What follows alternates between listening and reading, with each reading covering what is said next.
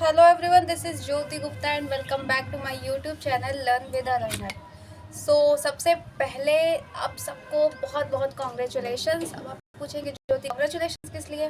Congratulations इसलिए क्योंकि जो रिजल्ट आया है हमारा सीटेट का यूपी टेट का, उसमें इतने अच्छे अच्छे मार्क्स आप सारे लोग लेके आए हो। बहुत सारे लोगों का इस बार एग्ज़ाम क्वालिफाई हो गया है। इवन सीटेट ऑनलाइन हुआ था, पेपर पैटर्न चेंज था, अलग अलग शिफ्ट में एग्ज़ाम हुआ, काफ़ी चेंजेस आए, बट फिर भी सभी का एग्ज़ाम क्वालिफाई हुआ। उसके लिए सबको कॉन्ग्रेचुलेशंस।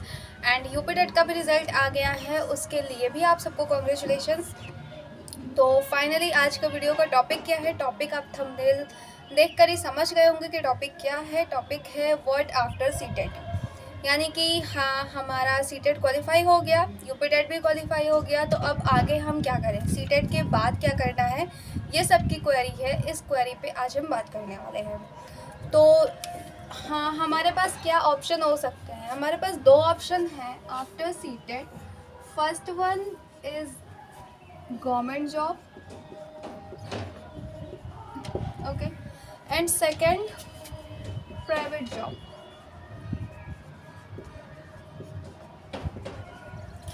तो गवर्नमेंट जॉब और प्राइवेट जॉब, पहले तो इसकी बात कर लेते हैं क्योंकि ये इतना लेंदी नहीं है। लेंदी ये लेंदी नहीं है, तो इसकी बात कर लेते हैं पहले।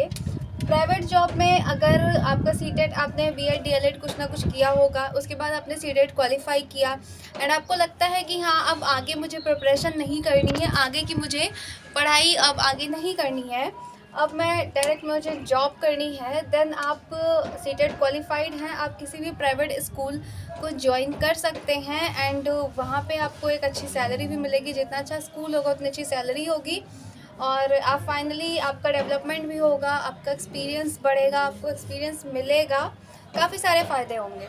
तो ये तो हो गया प्राइवेट जॉब का ओवरऑल। फाइनली एक थर्ड ऑप्शन भी आपको मिलेगा जिसमें आप इन दोनों को साथ में लेके चल सकते हैं। इन दोनों को साथ में लेके कैसे चलेंगे वो भी मैं आपको अभी वीडियो में आगे बताऊंगी। पहले इसकी बात कर लेते हैं गवर्नमेंट जॉब। अगर गवर्नमेंट जॉब की प्रिपरेशन कर रहे हैं तो कौन कौन से ऑप्शन हैं, कौन कौन से ऐसे एग्ज़ाम हैं जो आफ्टर सीटेट हम दे सकते हैं, सीटेट के बाद कौन कौन सी वैकेंसी आती है, उन सब के बारे में। तो जो इसका फर्स्ट एग्ज़ाम होता है वो होता है DSSB, Delhi subordinate service selection board, जो कि अपने आप में एक बहुत ही अच्छा एग्ज़ाम, यानी कि एक बहुत ही अच्छी जॉब मानी जाती है। सबकी जो भी एस्पिरेंट्स हैं जो टीचिंग एग्ज़ाम की प्रिपरेशन कर रहे हैं, उनके लिए फ़र्स्ट ऑप्शन, फर्स्ट प्रायोरिटी यही होती है कि अगर इसमें हमारा क्वालिफाई हो जा रहा है, ये एग्ज़ाम अगर हमारा क्लियर हो जा रहा है, then life set. Best exam, best job है ये, आप इस पे जा सकते हैं। सेकेंड हो सकता है KVS, यानी कि केंद्रीय विद्यालय संगठन। KVS की जो वैकेंसीज निकलती हैं, KVS की, PRT की, TGT की एंड PGT की, वो भी आप आफ्टर सीटेट दे सकते हैं। सीटेट क्वालिफाई होने के बाद आप KVS की वैकेंसी पे अप्लाई कर सकते हैं। हालांकि KVS की वैकेंसी लास्ट 2018 में आई थी।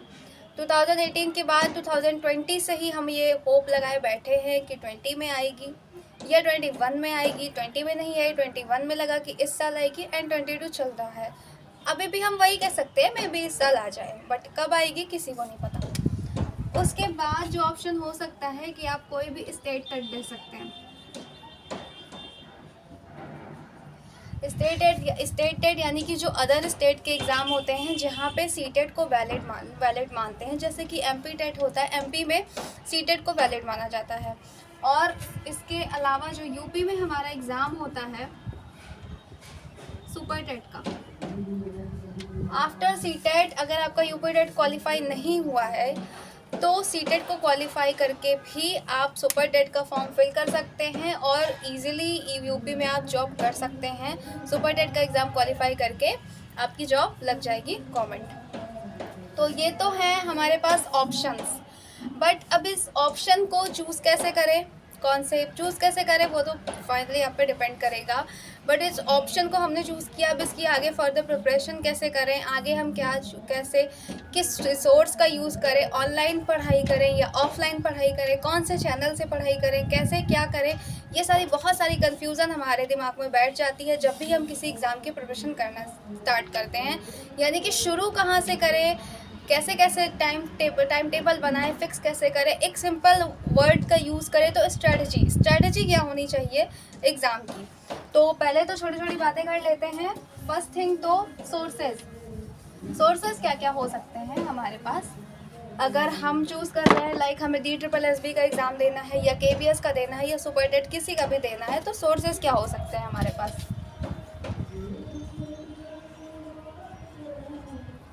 सोर्सेज क्या हो सकते हैं, 2 सोर्सेज हैं, जो कि एक तो ऑनलाइन या ऑफलाइन। अगर आप उन लोगों में से हैं जो अपनी स्ट्रैटेजी को नहीं बना पाते हैं, जो अपना टाइम टेबल नहीं फिक्स कर पाते हैं, जिन्हें समझ में नहीं आता है कि हम क्या पढ़ें, कैसे सारे सिलेबस को, क्योंकि अगर हम किसी भी गवर्नमेंट जॉब की तैयारी कर रहे हैं तो उसमें बहुत सारे सिलेबस होते हैं, बहुत सारे सेक्शन होते हैं, बहुत सारे टॉपिक होते हैं। उन सबको मैनेज कर पाना इतना इजी नहीं होता है। मैनेज हो जाता है बट हमें कहीं ना कहीं फोकस करना पड़ता है, ध्यान देना पड़ता है उसके बाद। तो अगर आप उन लोगों में से हैं जो अपनी स्ट्रेटजी को नहीं बना पाते हैं, जो अपने टाइम टेबल को फिक्स नहीं कर पाते हैं, जो चीज़ों को मैनेज नहीं कर पाते हैं, तो ईज़िली आप कोई ऑफलाइन क्लास ज्वाइन कर सकते हैं। हालांकि क्लास ज्वाइन करने से ही सब कुछ नहीं हो जाएगा, मेहनत आपको करनी है, बट कहीं ना कहीं वहाँ से आपको एक गाइडेंस मिलती रहेगी। टीचर आपके पास रहेगा जो आपको टाइम पे गाइड करता रहेगा। आप उससे क्वेश्चन कर सकते हैं कि हाँ अब मैं क्या करूँ। आपके एक सिंपल वे में कह सकें कि एक गाइड आपके साथ हमेशा रहेगा, जिससे आप ले सकते हैं, जिससे आप एडवाइस ले सकते हैं, कि बातें कर सकते हैं कि हाँ कैसे मैं आगे अपनी प्रिपरेशन को करूँ। तो आप कोई भी ऑफलाइन क्लास ज्वाइन कर सकते हैं। आप जहाँ भी हैं वहाँ पे जो भी ऑफलाइन क्लासेस हैं आप वहाँ पे ज्वाइन कर सकते हैं और आगे अपनी प्रिपरेशन को कर सकते हैं। बट हाँ, आपको सेल्फ स्टडी भी करनी है। सिर्फ क्लास ज्वाइन करने से कुछ नहीं होगा, सेल्फ स्टडी सबसे इम्पॉर्टेंट है, वो नहीं मिस करना है। ऑफलाइन क्लास और इन दोनों के साथ जो सेल्फ स्टडी होती है वो सबसे अलग होती है। इसका एक अलग रोल है कि जितने भी आपने ऑफलाइन या ऑनलाइन, आपने ऑफलाइन कोचिंग जाकर भी 4 घंटे की क्लास अटेंड कर ली, या ऑनलाइन आपने 10-12 वीडियोस दिन भर में देख लिए, बट आपने सेल्फ स्टडी नहीं की, उनको दोबारा रिवीजन नहीं किया, दोबारा पढ़ाई नहीं की, तो ये सारी चीज़ें बेकार है। फिर आपको सेल्फ स्टडी करनी होगी। ओके, अब चीज़ों पर किन चीज़ों पे फोकस किया जाए। सबसे पहली चीज़, आप किसी भी एग्ज़ाम की प्रिपरेशन करने जा रहे हैं तो सबसे पहले उसका आपको सिलेबस देखना है। सिलेबस क्या है उसमें, सिलेबस के बाद उनका प्रीवियस ईयर, जो भी उसके प्रीवियस ईयर एग्ज़ाम हुए हों उस पर फोकस करिए। ओके, चूज़ करिए। और जैसे मैंने जो एग्ज़ाम्स बताएं, like DSSB, KVS, super TET, उसमें कई सारे ऐसे टॉपिक्स हैं, कई सारे ऐसे सेक्शन हैं जो कॉमन हैं। ऐसा ज़रूरी नहीं कि अगर आप सुपर टेट की ही प्रिपरेशन कर रहे हैं तो आप सिर्फ उसी एग्ज़ाम को दीजिए। आप सुपर टेट की प्रिपरेशन कर रहे हैं तो आप KVS भी दे सकते हैं, आप DSSB भी दे सकते हैं, क्योंकि कहीं ना कहीं आप उन एग्ज़ाम्स की भी प्रिपरेशन कर रहे हैं। क्यों? क्योंकि कॉमन टॉपिक्स होते हैं। कॉमन टॉपिक्स क्या क्या होते हैं, जैसे कि आप बात करें KVS में जो एग्ज़ाम होता है, KVS का PRT का, दूसरा एग्ज़ाम जो होता है, जो दूसरा एग्ज़ाम है सुपर टेट, इनमें टॉपिक्स कौन कौन से कॉमन हैं, जैसे कि हिंदी यहाँ भी आएगी, English, maths, reasoning, computer, pedagogy, ऐसे कई सारे टॉपिक हैं जो यहाँ भी आने वाले हैं और यहाँ भी आने वाले हैं। तो पहले आपको ये एनालिसिस करना होगा कि कॉमन टॉपिक्स क्या क्या हैं, जो कॉमन चीज़ें हैं उस पर आप ज़्यादा फोकस करिए। उसके बाद कॉमन टॉपिक्स क्या हैं आपको एनालिसिस करना होगा, एक एक चीज़ को सेल्फ स्टडी और क्या अपनी कैपेसिटी के अकॉर्डिंग। सबसे मेन चीज़ जो होती है वो होती है, हमने CDP में भी पढ़ा होगा, वो होता है individual differences. Okay, individual differences यानी कि हर पर्सन अलग होता है, हर इंसान की अपनी अलग कैपेसिटी होती है। कोई दिन भर में 12 घंटे 13 घंटे पढ़ सकता है, बट हर स्टूडेंट नहीं पढ़ सकता। कोई 5-6 घंटे ही पढ़ सकता है, कोई 10-12 घंटे पढ़ सकता है। किसी की जो तैयारी होती है वो इकट्ठा वो खींच के पढ़ सकते हैं, 4-5 मंथ्स में उनकी तैयारी पूरी कंप्लीट हो सकती है। बट कोई स्लो लर्नर है तो उसको टाइम लगेगा। ये एक कॉमन सी चीज़ है, ये नेचर का लॉ ऑफ नेचर है, इसमें कोई डिफरेंस नहीं है। तो आप अपनी कैपेसिटी को देखिए कि आप कैसे प्रिपरेशन कर रहे हैं, आप कैसे तैयारी कर रहे हैं, आप किस चीज़, आपकी अपनी स्ट्रेंथ क्या है, आपकी अपनी कैपेसिटी क्या है, उसके अकॉर्डिंग स्ट्रेटजी बनाइए, उसके अकॉर्डिंग आप टाइम टेबल बनाइए, उसके अकॉर्डिंग आप अपना डे का फिक्स, डे टू डे जो टाइमिंग है पढ़ने की उसको फिक्स करिए। ये सारी चीज़ें आपको ध्यान में रख के करना पड़ेगा। स्ट्रेटजी बनानी होगी, चूज़ करना होगा कि हाँ कौन कौन से टॉपिक हैं, कौन कौन से टॉपिक नहीं हैं। और इन सब के बाद जो एक मेन चीज़ होती है, जैसे कि कुछ ऐसे सब्जेक्ट होते हैं जो हमारे वीक होते हैं, कुछ सब्जेक्ट होते हैं जो हमारे वीक होते हैं, कुछ सब्जेक्ट स्ट्रॉन्ग होते हैं। लाइक बहुत सारे लोगों का तो एक ही सब्जेक्ट प्रॉब्लम करता है, वो है मैथ्स। मैक्सिमम लोगों को मैथ से डर लगता है, मैथ उनका वीक है। इसका मतलब अगर आपका मैथ वीक है, इसका मतलब ये नहीं कि आप एग्ज़ाम को क्वालिफाई नहीं कर पाएंगे। अगर सुपर टेट की ही बात करें तो कितने मार्क्स का मैथ आता है? 20 मार्क्स का। ओके, 20 मार्क्स का मैथ आता है। तो 20 मार्क्स अगर आप साइड में करिए, मैथ आपका वीक है तो मैथ को साइड में करिए, बट उसके अलावा जो और सब्जेक्ट है, हिंदी है, इंग्लिश है, संस्कृत है, SST है, CDP 30 मार्क्स की आती है, करंट अफेयर्स 30 मार्क्स के आते हैं, आप उन पे फोकस करिए। एटलीस्ट आपके ऐसे 2 सेक्शन ऐसे हों जिसमें अगर करंट अफेयर्स 30 मार्क्स का आता है तो 30 में आपका 29-28 आना चाहिए। लैंग्वेज 40 मार्क्स की आती है सुपर टेट में, Hindi, English and Sanskrit 3 language आती हैं 40 मार्क्स की। अब उन 40 मार्क्स में आप इतनी मेहनत करिए कि उसमें आपका 39 आए, उसमें आपका 39 आए। करंट अफेयर्स में आपका 28-29 के आसपास आए, 40 आउट ऑफ 40 लेके आइए। इतनी तो लैंग्वेज हमारी बहुत अच्छी होती है, लैंग्वेज में तो इतना लाया जा सकता है, ऐसा उसमें बहुत ज़्यादा हम शुरू से पढ़ते चले आ रहे हैं। तो उसके अकॉर्डिंग आप अपनी स्ट्रेटजी बनाइए। अगर आपका मैथ वीक है तो मैथ पे उतना फोकस मत करिए, और कितना भी मैथ वीक हो, अगर हम थोड़ा सा ध्यान लगाएंगे, वीक स्टूडेंट का भी अगर बहुत वीक है फिर भी आप 5 मार्क्स तो लेकर ही आएंगे, 20 में 5 मार्क्स ईजिली आएंगे। तो इस चीज़ पे फोकस करिए।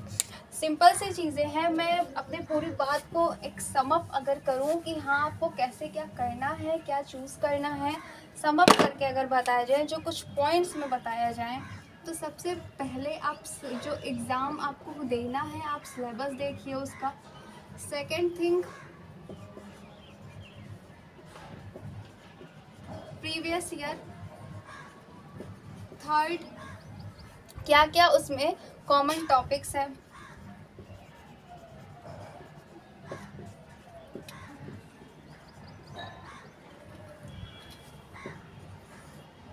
टाइम टेबल, एक टाइम आपका फिक्स होना चाहिए, लाइक 4 आवर्स या 5 आवर्स आपको पढ़ाई करनी है। और जो बहुत इम्पॉर्टेंट चीज़ है वो है सेल्फ स्टडी।